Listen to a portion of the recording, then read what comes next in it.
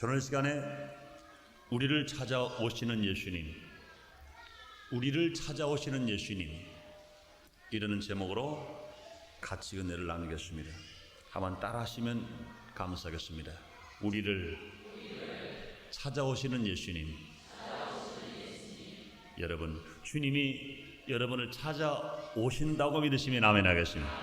우리의 주님은 어제나 오늘이나 영원토록 동일하십니다.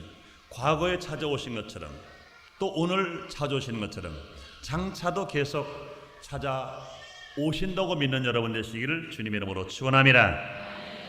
인간의 최대의 비극은 무엇일까요? 인간의 최대의 슬픔은 그럼 또 무엇일까요?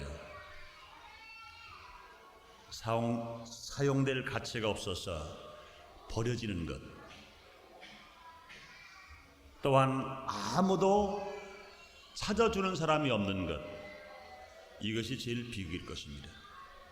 여러분, 우리가 조금 먹는 것이 부족해서 좋은 걸 못 먹더라도, 우리가 좋은 옷이 없어서 조금 부족한 옷을 입더라도, 때로는 마실 것이 부족해서 조금 덜 마시더라도 나를 인정해 주는 사람이 있으면, 나를 누가 사용해 주는 사람이 있으면, 누가 나를 찾아와 주는 사람이 있으면 그 사람은 오히려 행복한 사람입니다. 그러나 자기가 가지고 있는 것을 많이 가지고 있는데도 불구하고 자기는 누가 자기를 찾아와 주지 않는다면 이거는 보통 비극이 아닌 것입니다. 먹고 남은 음식이 버려지듯이, 타다 남은 장작이 쓸모없이 버려져 있듯이, 어린아이가 가지고 놀던 실정랑 장난감이 버려져 있듯이 인간으로서 가치를 상실당해 버려진다는 것처럼 슬픈 일이여 비극적인 일은 없는 것입니다. 아담은 버려진 사람입니다. 첫 번째 아담은 버려진 사람입니다. 에덴 동산에서 하나님으로부터 버림을 받은 것입니다. 이것은 아담뿐만 아닙니다. 인류 모두가 다 최대 비극은 무엇이냐? 버려진 것인 것입니다. 하나님 말씀에 불순종해서 아담이 에덴 동산에서 쫓겨나 버리고 말았습니다. 에덴 동산에서 버려진 것인 것입니다. 아담의 죄를 범했다 하더라도, 그가 고통을 당하면서 수고를 하면서라도 에덴 동산에서 버려지지 않고 하나님으로부터 버려지지 않았다면 그것을 그렇게 저주라고 할 수는 없을 것입니다. 그럼 아담의 제일 저주는 뭐냐? 에덴 동산에서 버림을 받았다는 겁니다. 에덴 동산에서 쫓겨나 버렸다는 겁니다. 하나님으로부터 버림을 받았다는 겁니다. 이 보통 비극이 아닙니다. 그러므로 인간의 최대의 비극을, 슬픔을 말한다면 버려졌다는 것, 누구로 찾아오는 사람이 없다는 것, 그런 것인 것입니다. 그러나 반대로 이런 버림받은 인간의 최대 기쁨은 무엇일까요? 버림받은 인간의 최대 기쁨, 그래서 두말할 것도 없이 첫 번째 아담은 하나님으로부터 버림을 받았으나 이제 우리는 최대 기쁨이 되기 위해서는 하나님으로부터 사용되기 위하여 선택을 받았다는 것입니다. 하나님이 필요하셔서 우리를 찾아오셨다는 겁니다. 아담의 타락이요 버려진 인간들은 하나님이 사랑하셨습니다. 하나님께서는 그들을 불쌍히 보셨습니다. 하나님은 우리를 모두를 긍휼히 여기셨습니다. 그러므로 찾아오신 것입니다. 하나님은 사랑의 하나님이시기 때문에 구약에 쓰이는 하나님은 하나님의 약속의 말씀, 성경 말씀을 통하여 우리를 찾아오셨습니다. 신약에 쓰이는 그 말씀이 직접 육신이 되어서 하나님 아들 예수 그다가 직접 우리 인간을 찾아오신 것입니다. 그러나 이 땅에 예수님이 오신 것은 임마누엘 예수님으로서 하나님이신 몸이 인간의 몸을 띠고 인간 세계에 찾아오신 것입니다. 그러므로 예수님이 인간 세계를 찾아오신 것은 인류 최대의 기쁨입니다.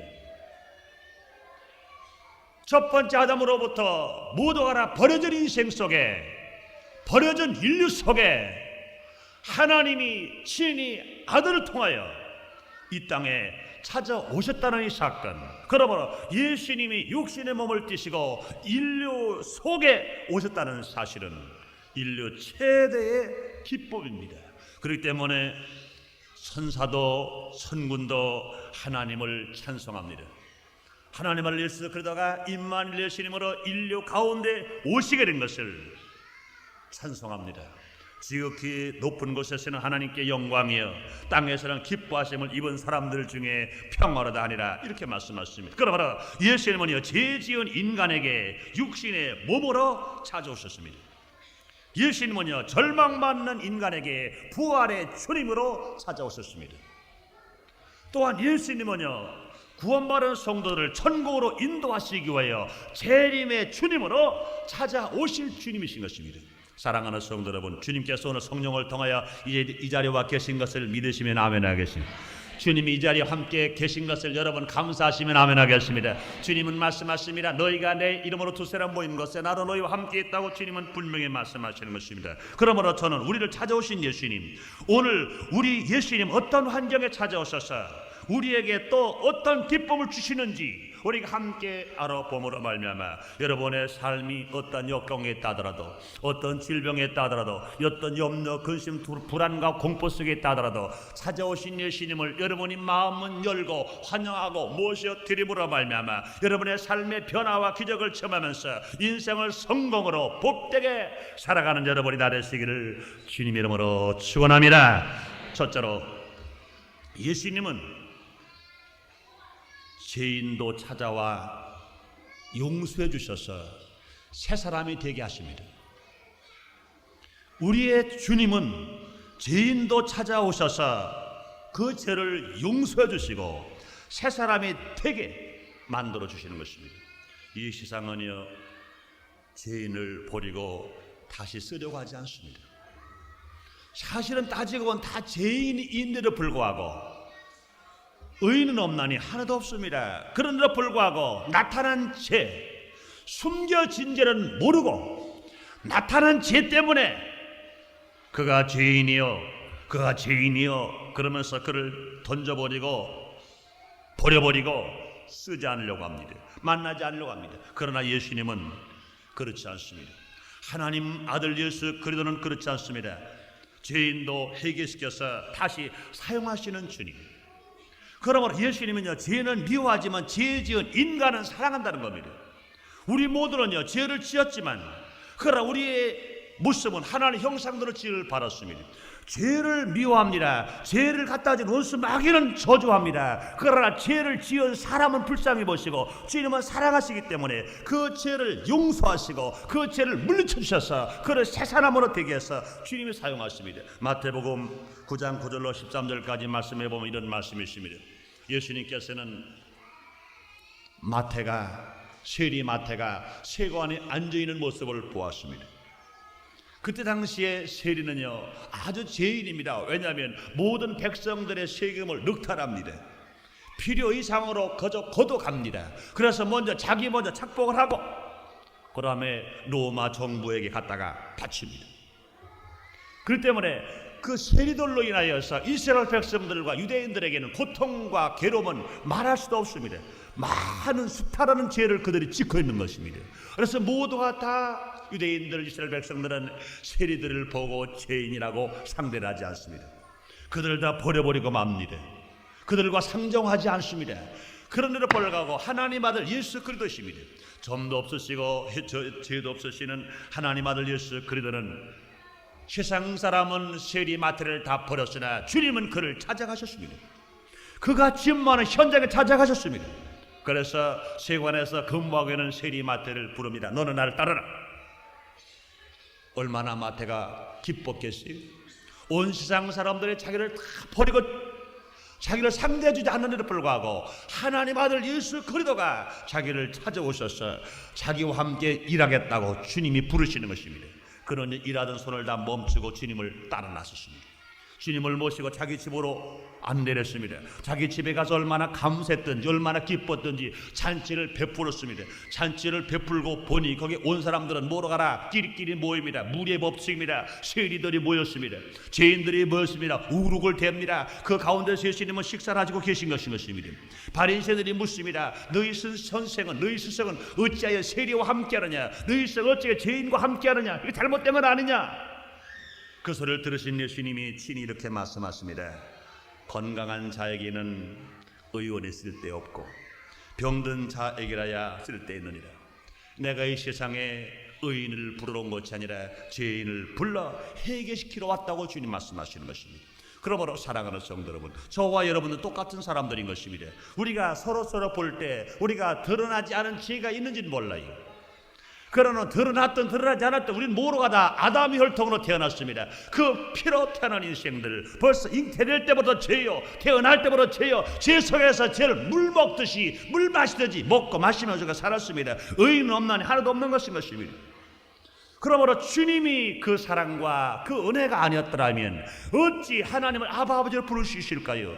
우리는 죄를 지었음에도 불구하고 못났음에도 불구하고 병들었음에도 불구하고 가난함에도 불구하고 버림받아 마땅함에도 불구하고 세상 사람들 우리를 상종하지 않음에도 불구하고 하나님께서 우리를 사랑하시사 예수 그리스도를 땅에 보내시고 그 예수 그리스도 이 땅에 마다하지 아니하고 오셔서 우리의 죄 현장에 우리 고통과 아픔의 현장 속에 찾아오셔서 우리를 만나 주셨으므로 말미암아 세리 마태와 같은 죄인이었으나 주님이 우리를 불러주셨기 때문에 우리는 모두가 천부여 의지 없이 손들고 주 앞에 나옵니다. 나의 종같이 붉은 죄 먹바라 검은 죄 짓기 회개합니다. 용서해 주옵소서 할 때 우리 주님은 갈보리 십자가 피를 실 때 먹바라 검은 죄 또한 양털 같이 쉬게 해주시는 그 놀라운 능력, 피보다 더 붉은 죄 주님께서 깨끗하게 하시는 능력으로 우리가 새 사람이 되고 하나님 아들이 되어서 오늘 이 자리에 와 앉아있다고 여러분 믿으시면 아멘 하겠습니다. 그럼 우리 모두가 마태와 같은 죄인이었습니다. 세리 같은 죄인이었습니다.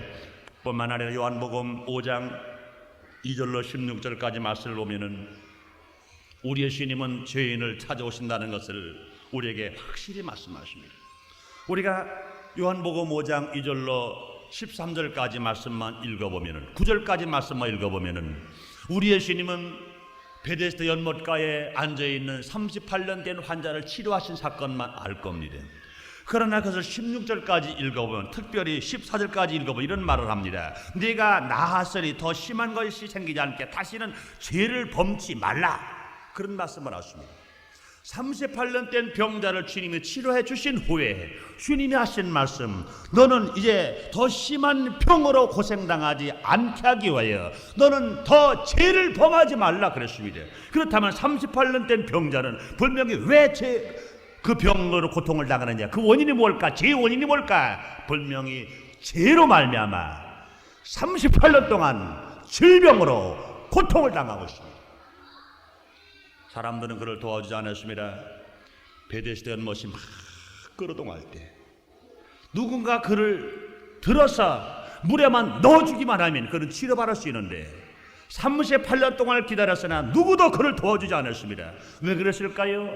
그는 죄인이라고 그를 세상에 버린 겁니다. 그를 죄인이라고 상대하지 않은 겁니다. 그래서 그는 자력으로 베데스다 연못을 끌어당할 때 들어가려고 하시나 그런 중풍병이었는지 무슨 병이었는지 알지를 못하고 기록은 안 되어 있으나 그런 38년 동안 꼼짝 못하기 때문에 들어갈 수가 없었습니다. 세상이 그를 다 버렸습니다. 38년이나 버려져 있었습니다. 그러나 예수님은 그 환자를 찾아가기 전에, 예수님은 그 병든 그 차를 찾아가기 전에 죄 지은 그를 주님이 찾아가신 것입니다.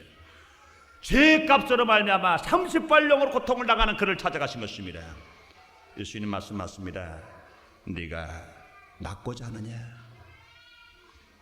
그 38년 된 환자 얼마나 기뻤을까요?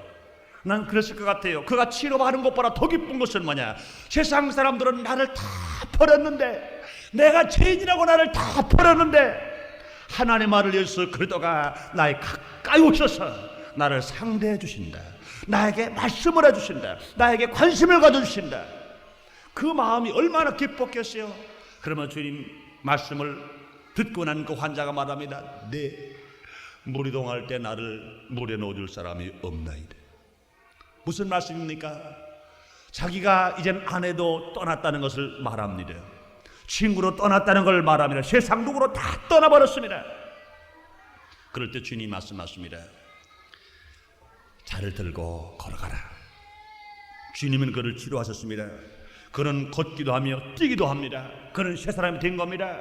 그러고 나서 주님은 그를 찾아오셔서 치료해 주신 것입니다. 그러므로 사랑하는 성도 여러분들이, 세상 사람들은 다 버리더라도 주님께서는 죄 지은 대로 찾아오셔서 용서하신 하나님. 또한 요한복음 4장 5절 이하에 보면은 사마리아의 수가성 우물가 여인을 우리는 잘 압니다. 예수님께서는 그를 찾아가신 것입니다. 그는 남편을 5번이나 가르쳤습니다. 6번째 남편과 함께 삽니다. 그러나 불구하고 자기는 남편이 없다고 말합니다. 지금 사는 남편도 그는 만족하지를 못합니다. 남편을 바꿔치는 여자, 분명히 죄 없다고 말할 수가 없는 것인 것입니다. 세상 사람들이 다 버렸기 때문에 그를 상대하지 않습니다. 그러면 그는 목이 말라서 물을 길러러 올 때도 아침에 물을 길러러 오지 못하고 정오야 다른 사람이 없는 틈을 타서 그는 물을 길러러 왔습니다. 그 사람을 누구든지 다 손가락질합니다. 그를 다 떠나버리고 말았습니다. 그러나 예수님은 가까이 그 여인에게 다가갔습니다. 그를 죄를 용서하시는 것입니다. 그를 새 사람을 만들어 주시는 것입니다. 그 결과 예수님을 만난 그 여인이 진실로 주님을 만난 그 생수의 기쁨이 그 마음속 폭포처럼 쏟아나옵니다. 그러므로 이 세상에서 실패 만나고 낭패 만났고 이제는 죽기만을 기다리는 것 같은 좌절한 인생이었으나 그런 나가서 할 일이 없는 인생으로 알았으나 예수님을 만나고 생수의 기쁨이 그 마음속에 터져 나오자마자 그는 물동이를 던져두고 나가서 주님의 일을 시작하는 겁니다. 와봐라, 메시아가 와 계시다. 와봐라, 죄인을 용서하시는 주님이 계시다. 와봐라, 절망의 처지에 소망을 주는 주님이 계시다. 와봐라, 하나님 아들이시다. 메시아시다. 그는 주의 복음을 들고 나가 전할 수 있는 전도자로 주님이 바꿔놓으신 것입니다. 사랑하는 성도 여러분들이여, 요한복음 8장 3절로 11절에 보면은 현장에서 가나마라 잡힌 여인이 많은 유대인들이, 바리새인들이, 율법사들이, 제사장들이 그를 데리고 예수님께로 옵니다.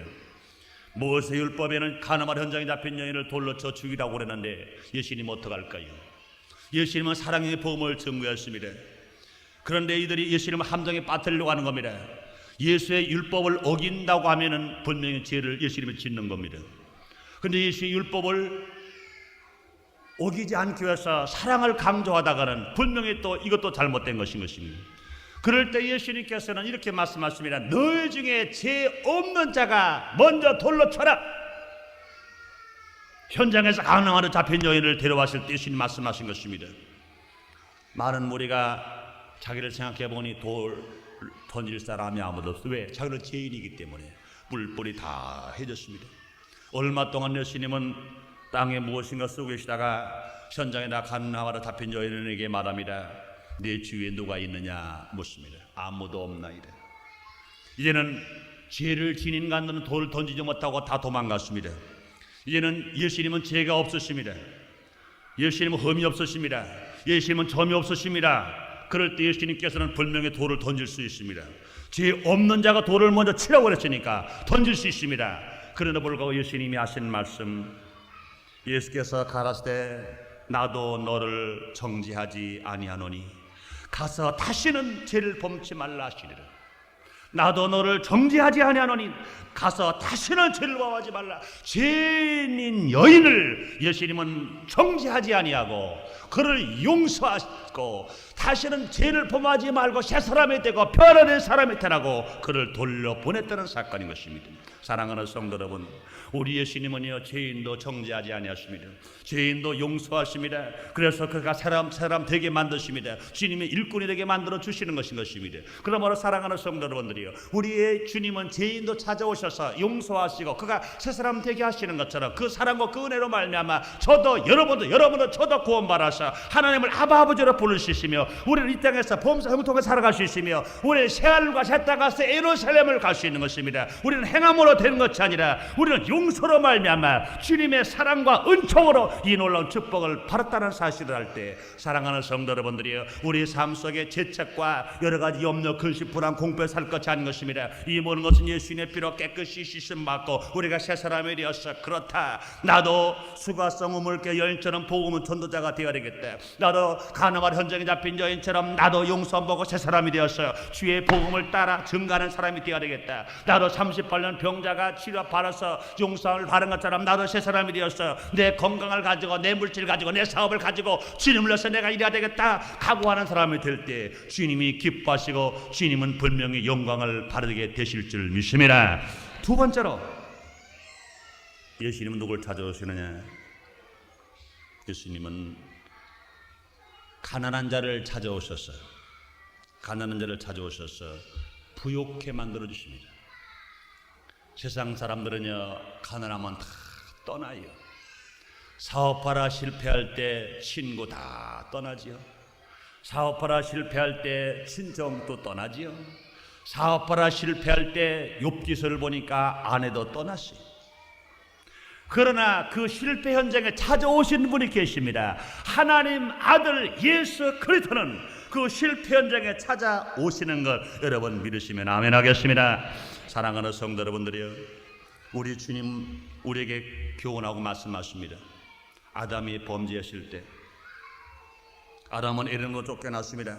그러므로 아담은 이마에 땀을 흘려야 되고, 하와는 해산의 고통을 당해야 되고, 땅은 저주와 가시와 엉겅퀴가 나게 됐습니다. 이 저주를 친히 감당하시기 위해서 예수님이 오신 것입니다. 갈라디아서 3장 13절로 14절에 이렇게 말씀하십니다. 그리스도께서 우리를 위하여 저주를 받은 바라사 율법의 저주에서 우리를 속량하셨으니 기록된 바 나무에 달린 자마다 저주 아래 있는 자라 하였습니다. 이는 그리스도 예수 안에서 아브라함의 복이 이방인에게 미치게 하고 또 우리로 하여금 믿음으로 말미암아 성령의 약속을 받게 하려 하십니다. 이렇게 말씀하십니다. 뿐만 아니라 고린도후서 8장 9절에 말씀하십니다. 우리 주 예수 그리스도의 은혜를 너희가 알거니와 부유하신 자로서 가난하게 되시면 그의 가난함을 인하여 너희를 부욕케 하려 하심이라고 주님 말씀하십니다. 예수님의 십자가에서 저주를 받으신 것은 우리를 복되게 하시기 위하여, 우리 예수님께서 그처럼 가난하게 되신 것을 우리를 부욕케 하시기 위하여, 예수님은 배가 고프셨습니다. 예수님은 지위 없어서 말씀하십니다. 나르는 저 새들도 깃들 것이 있고 여우도 굴이는데 인자는 머리둘 것이 없다고 그랬습니다. 예수님은 하나님 아들이신데 불구하시고 십자가에서 실루라기 하나 걸치지 않고 모든 옷이 찢겨지면서 멸시와 천대를 받으셨습니다.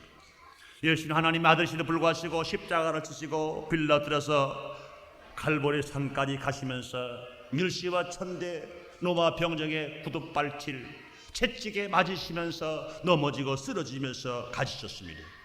왜 하나님 아들이, 부유하신 하나님 아들이 왜 고통을 당하셔야 됐습니까? 왜 가난하셔야 되겠습니까? 주님은 밝히 말씀하신 것은 그가 가난하게 되신 것은 우리를 부욕케 하시기 위해요. 그가 저주를 받았으면 우리가 복을 받기 위해라고 말씀하신 것입니다. 사랑하는 성도 여러분, 그러므로 예수님께서는 친히 이 땅에 계시는 동안에도 가난한 자를 찾아오셨습니다.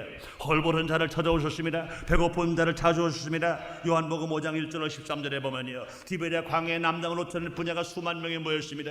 그 많은 사람들이 말씀을 듣고 배가 고프실 때 그들을 돌려보내지 아니하시고, 물고기 2마리밖에 없는데 버릇 5덩어리밖에 없는데 불구하고 이것을 가지고 하나님께 축사하시고 띄워줘서 남당 5천 명, 분야가 수만 명이 배불리 먹고 만족하게 먹고 12왕제가 남는 축복을 주었다고 말씀했습니다. 사랑하는 성도 여러분들이요, 요한복음 21장 1절 이하에 보면요, 베드로와 7 제자가 이제는 주님을 버려버리고 고기를 잡으러 갔습니다. 밤새도록 고기를 잡았으나 한 마리 잡지 못했습니다. 그들은 배가 고팠습니다. 그건 허기졌습니다. 그건 추웠습니다. 그러나 그 실패 현장에, 주님을 버리고 떠난 실패 현장에 주님은 다시 찾아가신 것입니다. 얘들아, 고기를 많이 잡았느냐? 한 마리 잡지 못했습니다. 그물을 배 오른편에 던져라. 오른편에 그물을 던졌습니다. 얼마나 고기가 많이 잡히는지 153마리 큰 고기, 그물이 찢어질 만큼 고기가 많이 잡혔습니다. 그뿐입니까? 예수님께서는 제자들이 배고픈 것을 아셨습니다. 또 밤새로 고기를 잡어 추운 날씨에 떨었기 때문에 추운 것도 아셨습니다. 예수님은 모닥불을 펴놓으셨어요. 예수님은 그들에게 먹을 떡을 구워 놓으셨어요. 예수님은 그들에게 먹을 생선을 구워 놓으셨습니다. 그 모든 것을 채워 주신 그 주님이 지금 여러분의 가난의 가정에, 가난의 현장 속에 지금도 계시다고 믿으시면 아멘 하겠습니다. 그 주님은 지금도 살아계십니다. 어제나 오늘이나 영원토록 동일하신 주님이 지금도 살아계십니다. 사랑하는 성도 여러분들이요, 기독교 복음에 들어간 나라 봐라. 가난한 나라 봤어요. 예수를 믿고 10년 20년 생활한 사람마다 가난과 저주 속에서 살아간 사람 봤어요. 물론 주님을 위해서 있는 물질을 다 드리고, 주님을 위해서 몸을 다 드리고, 시간을 다 드리고 순교하는 마음을 가지고 헌신한 사람은 얼마든지 있어요. 그러나 예수를 잘 믿고 신앙생활 잘하는데 저주와 가난 속에서 헤매는 사람 봤어요? 없습니다. 있을 수가 없어요. 왜? 우리 하나님은 부유하신 하나님이라, 또 부족함이 없는 하나님이라, 분명히 믿는지 하나님의 백성들을 푸른 초장으로 인도하시고 쉴만한 물가로 인도하시는 그런 하나님이신 것입니다. 당회장 조영희 목사님 항상 말씀하실 때 그러잖아요.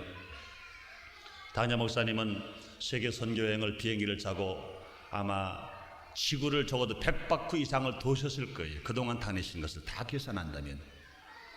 근데 비행기를 딱 타고 보시면 이 나라가 어느 나라인지 그건 알지는 못하지만 벌써 비행기를 타고 밑에를 딱 쳐다보면, 아하, 이 나라는 예수를 잘 믿는 나라, 이 나라는 예수를 안 믿는 나라, 정확하게 알 수 있답니다.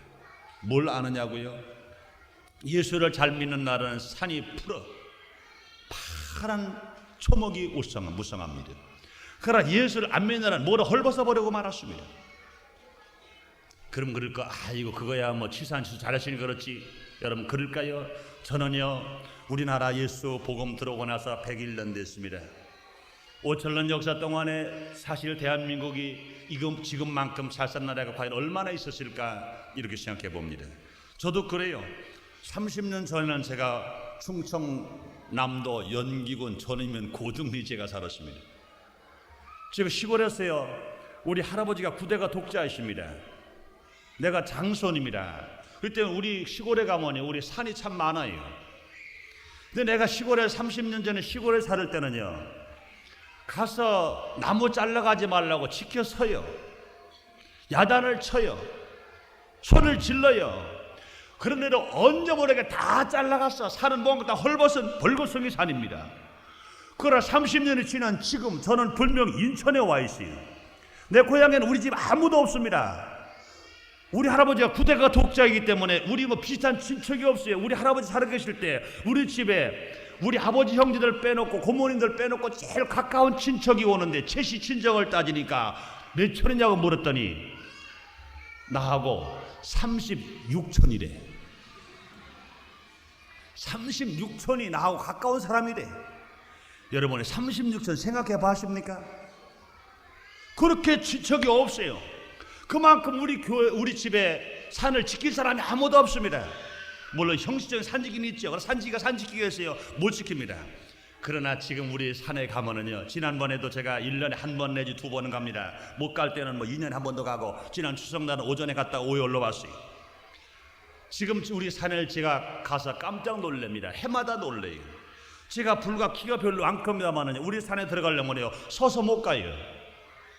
우리 산에 들어가려면요, 그냥 반드시 앞으로 못 가요. 산에 들어가려면 나무가 많아가지고 이렇게 모기를 숙이고 와야 돼. 또 산 정상까지 올라가려면 이리 갔다가 요리 갔다가 저리 갔다 올라가야 된다고.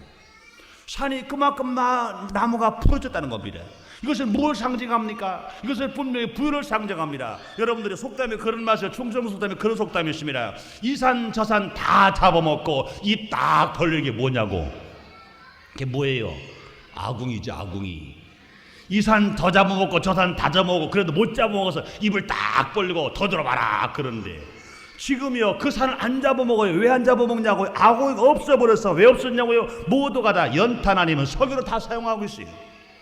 그럼 그럴까? 아이고, 연탄하고 석유 떼니까 나무가 잘 자랐지. 여러분들이요, 집에서 자기가 농사 져서 죽거나 먹기는 힘든 판인데 연탄 사서 할 수 있어요? 속이 사살할 수 있어요.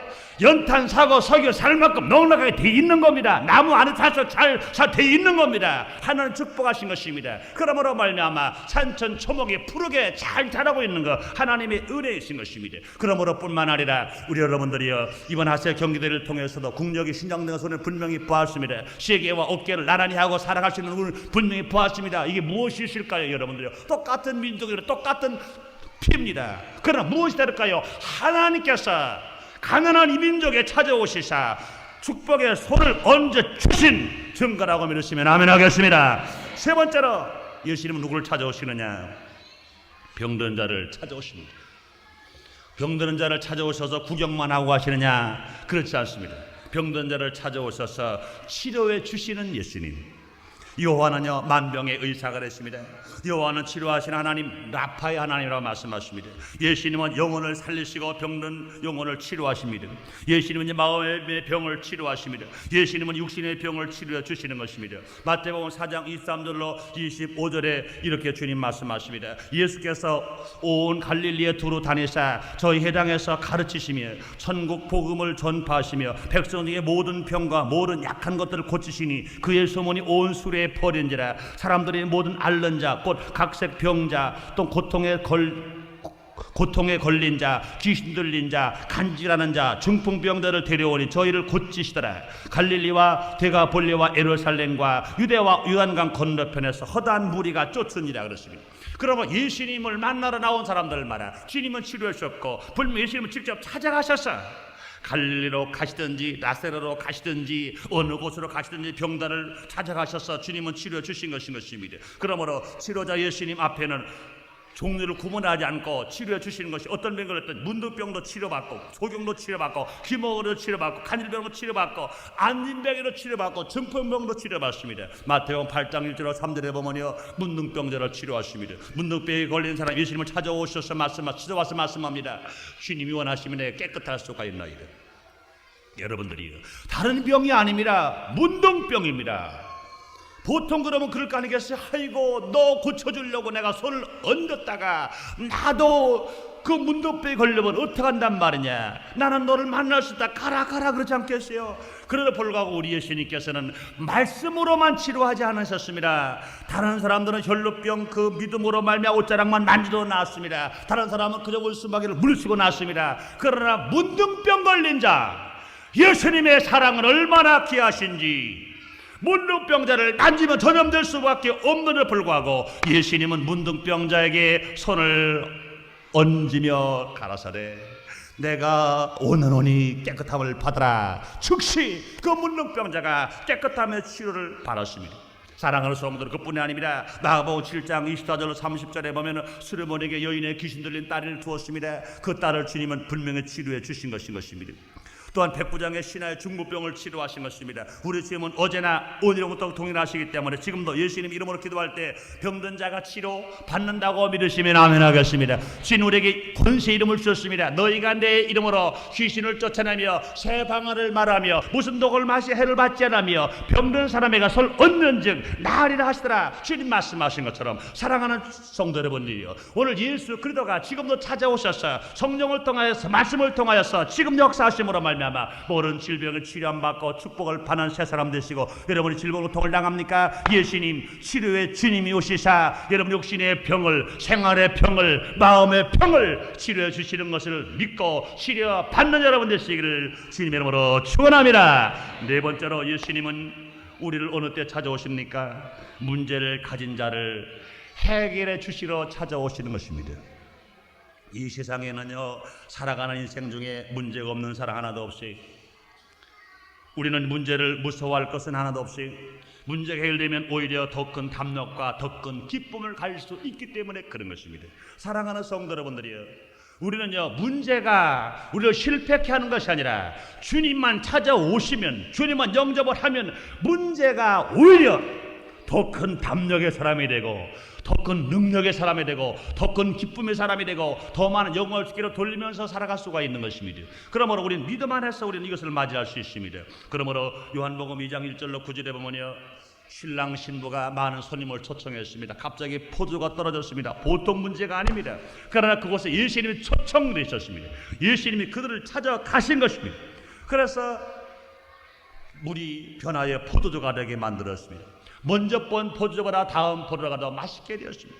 결과적으로 그 가정에 포도주가 떨어졌던 문제는 오히려 예수님을 통해서 기적을 체험하고 그 잔치가 더 소문난 잔치가 되었어요. 다른 집 잔치는 다 처음에는 맛있는 거 주고 그 다음에 맛이 없는 거 주는데, 그런데 이상하지, 가나의 혼인잔치에는 처음에 보다 나중 게 더 좋은 걸 주었어. 그런 소식을 듣고 그 잔치가 영광을 주께로 돌렸고, 그 잔치를 통해서 많은 사람들이 주님이 살아계신 것을 믿을 수 있도록 만들어 주신 것입니다. 그러므로 사랑하는 성도 여러분, 출애굽한 이스라엘 백성들에게 홍해에서는 문제 있었으나 그러나 홍해에서는 주님의 영광이 나타나신 것입니다. 뿐만 아니라 광야에서 물이 없던 것, 그러나 반석에서 모세가 지팡이를 치매 물이 나왔던 것도 기적이 된 것입니다. 여리고성은 문제 있었습니다. 그래 여리고성이 무너졌음으로 말미암아 하나님의 영광이 나타났고 하나님의 기적을 눈으로 볼 수가 있도록 된 것입니다. 여러분들이요, 순복음인 전교회도 역시 우리는 문제가 많이 있었어요.